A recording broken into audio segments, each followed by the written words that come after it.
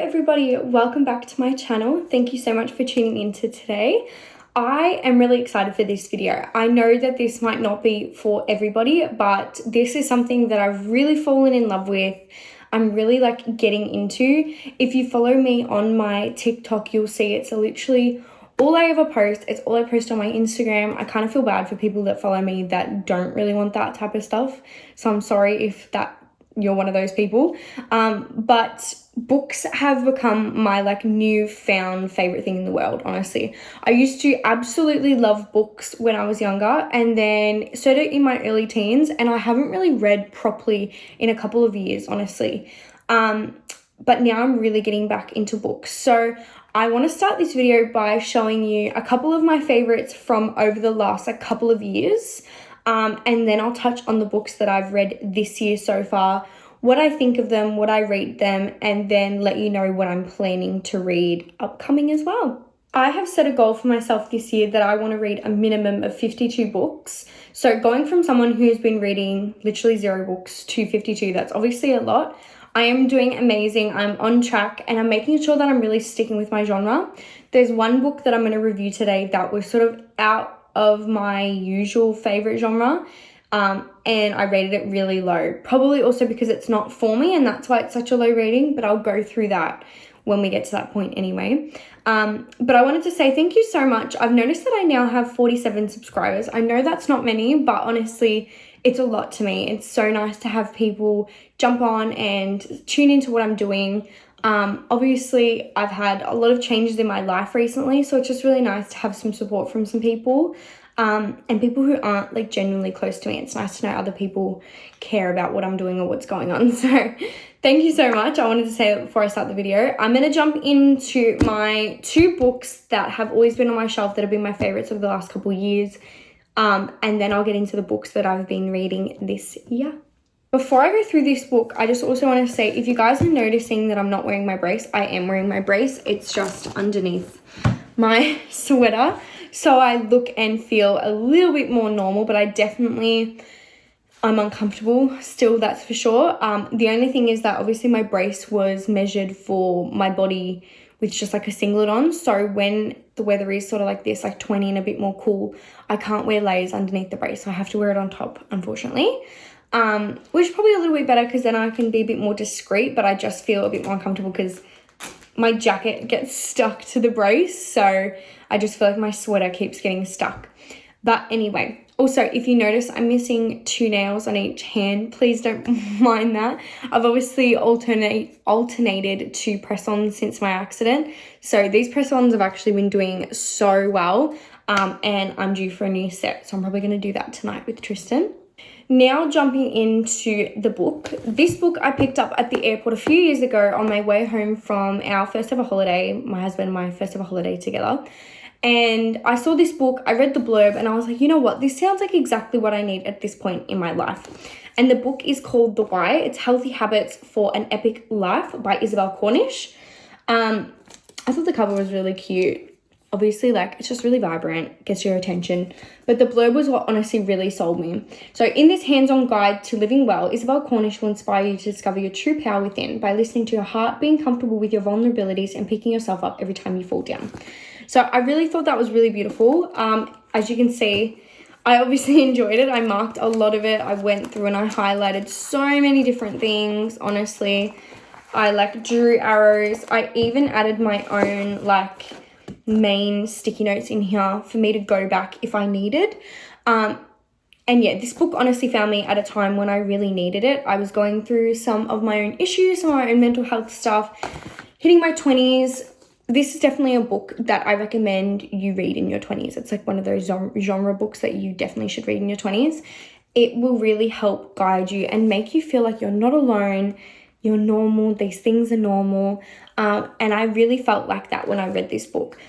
It is one of those books that is hard to rate, obviously, because it's per person. For me, this was a 5-star book. The way it was written, the way she is so articulate in her guides, her step-by-step, just making it feel like you're a normal person. I genuinely love this book. I rated this book so many times, and Isabelle actually a couple years ago when I did rate the book, she'd responded to me saying, thank you so much, that review was so nice. So that was really special for me as well. The next book on my list is Anxious People by Fredrick Backman. This book was really amazing. Honestly, I have really now grown to find that my genre is like sad young adult romance, emotional, that sort of stuff. Nothing that's like triggering. I don't really like that sort of stuff. This book was completely different. This is more of like a funny, it's hard. It's like joyful, funny, but also got that sort of like thriller side to it where, not thriller, but more crime, where you're sort of on the edge of your seat, like what's going to happen. I'll read you the blurb a little bit, and that way you sort of get the understanding for it. It's New Year's Eve and House Tricks estate agents are showing people around an upmarket apartment when an incompetent bank robber rushes in and politely takes everyone hostage. For Annalie and Roger, busy buying up apartments to fill in their marriage, it's something else to talk about. For Julia and Joe, panicking parents-to-be, it's yet another worry. Lonely bank manager Zara only came here for the view, while 87-year-old grandma Estelle seems rather pleased by the company. So it's basically like a room full of people. I don't want to give any spoilers, but a room full of people who obviously they're there to view something, and they all basically get taken hostage and they're all locked in this room. And I think they all just really find things out about themselves, about each other. It's really quirky. It's actually really fun, and it's really interesting written. I gave this book a 4 out of 5 stars. I really, really enjoyed this book. Even though I gave it a 4 out of 5, it is a book that I always really think of. I feel like this book really started me on like my book journey. And that's why it will forever sort of hold a staple on my bookshelf, the same as The Why. Okay, now I'm going to get into my 2025 January reads. It's obviously not the end of 2025 yet, so I will let you know like what I'm reading at the moment and what I will read for the rest of the month. That way I can do sort of my January books in this video. Before I get into them, I do want to show you, this is my phone case for reading.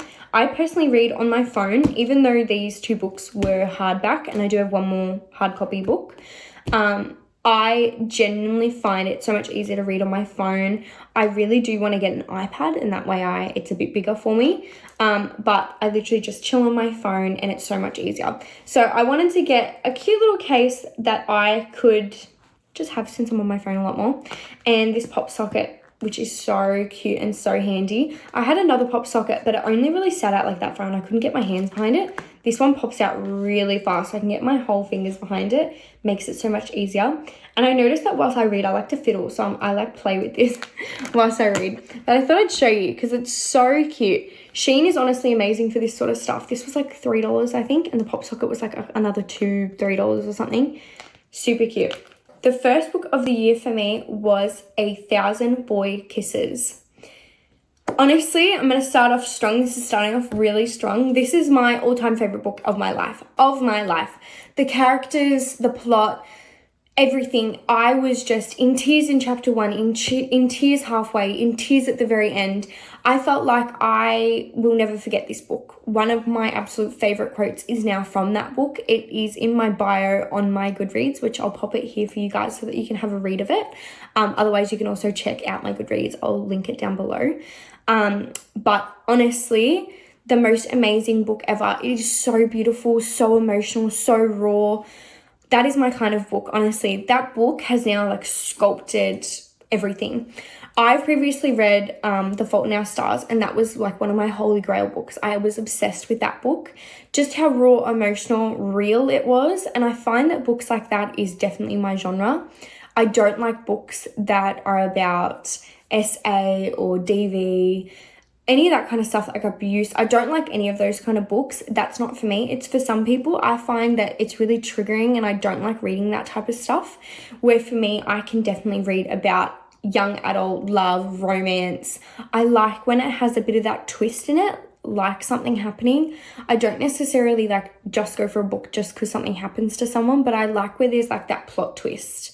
If it's happy all the way through, that's also like not for me. I notice I don't really like even movies that are like that as well, like just happy romance, the full movie. I like when there's that little bit of that twist. But at the same time, like, I don't want the main characters like cheat on each other and then find each other again. I feel like I'm really picky with books now, which is funny. I'm like turned into a book snob, even though I literally wasn't even reading like a month ago. So I find that really funny. But A Thousand Boy Kisses, I give a 5 out of 5 star rating. It, from start to end, amazingly written, amazing book.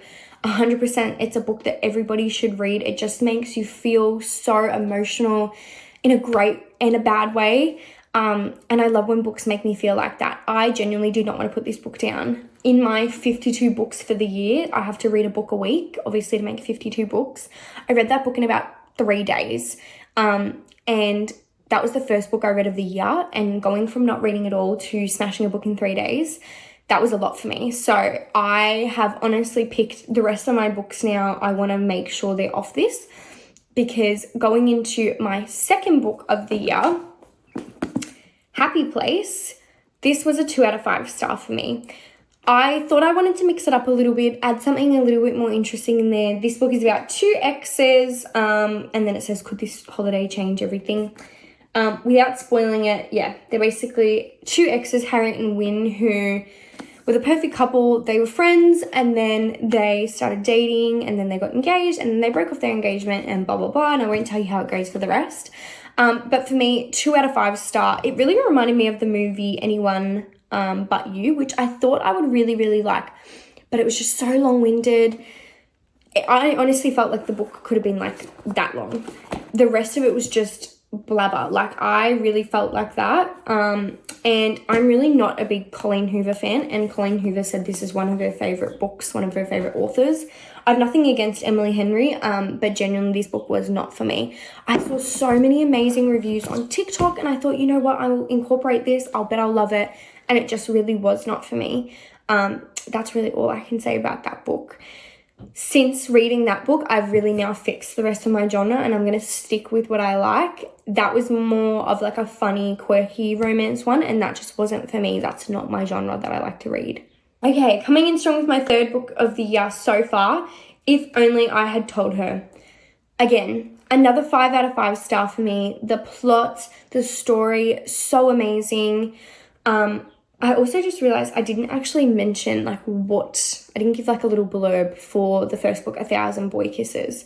So I'll quickly give you like a little plot for that one, which is basically 2 people who are in love since they were young, and something really bad changes. He moves away and they lose connection, and unfortunately something bad happens. And I don't want to spoil it, so I don't want to say too much, but it's beautiful. It's just beautiful, heartfelt, childlike romance. Coming into the third book, If Only I Told Her, very similar. Friends since they were young, have this newfound love for one another, and something takes a turn. This book, however, something doesn't take a turn at the end. It actually takes a turn quite early on, like in the middle of the book, and absolutely shocked me. I did not read the first one to this book, which is If He Had Been With Me. A lot of people had said don't read the first one, just skip straight to the second one. I am a person who I love a male's point of view, a boy's point of view, a male's point of view in the book. I really find that a lot more interesting for some reason than a girl or a lady explaining it. So when everyone said read the second book, it's literally the exact same book, except it's just from his point of view. I was like, sold, I'm reading his one. And no regrets. I feel like now that I've read it through his version, I definitely wouldn't read the first one. She also is in this book as well towards the end.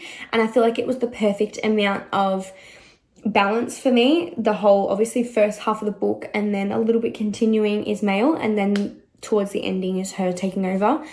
Start to finish, honestly, the shock, I had like my mouth wide open. I was like, what? It makes you think that something's going to happen in a certain way, and then you're like, I did not see that coming.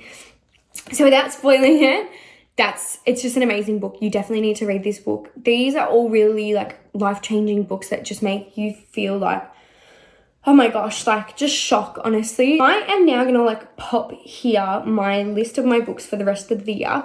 I am currently started the Mindfuck series, thanks to my mother-in-law.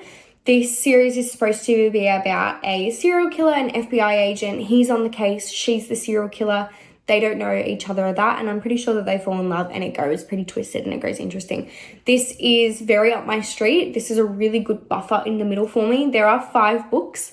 They are all under 200 pages, so I'm going to smash them out like across 2 days, and then that way in like 2 days I can read all the books. Like 2 days I'll give for each book, sorry. And then that way in like a week or two, I'll finish all 5 of the books. But honestly, same thing. I'm really keen for this. I feel like this is a good buffer for me. Like I said, I do like thriller books. So I feel like I'm going to be sort of touching base back on the Anxious People sort of style of writing. Maybe a little bit more deep and like emotional. I'm pretty sure in this book something kind of crazy happens as well, which I'm really keen for. I think just going from really sad, emotional, young adult love to now these books, it will definitely be a change up for me, but I think it's a good change up to add like a little buffer in. I think that I've really like learnt now that if I am going to add buffers to my like books, I'm not going to go for something really uppity. I'm going to go still for something somewhat dark, but something with a bit of a twist, like a thriller book or even like a Stephen King book, because I love his books. My nose is so shiny. But yeah, so this is my list for the rest of the year.